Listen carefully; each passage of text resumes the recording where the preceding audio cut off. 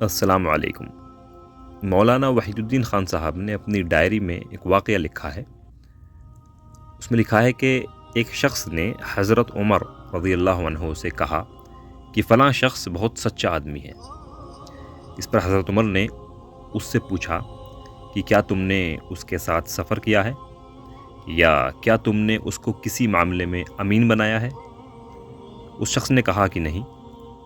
تب حضرت عمر نے اس سے کہا پھر تم اس کی تعریف نہ کرو کیونکہ تم کو اس کے بارے میں کوئی علم نہیں۔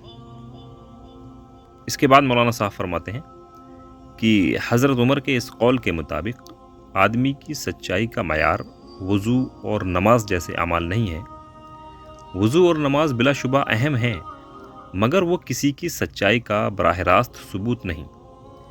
سچائی کا براہ راست ثبوت یہ ہے کہ عملی تجربات میں آدمی پورا اترے۔ جب آدمی کچھ لوگوں کے ساتھ سفر کرتا ہے، جب اس کو کوئی امانت سونپی جاتی ہے، اس وقت اس کا عمل بتاتا ہے کہ وہ فی الواقع کیا ہے۔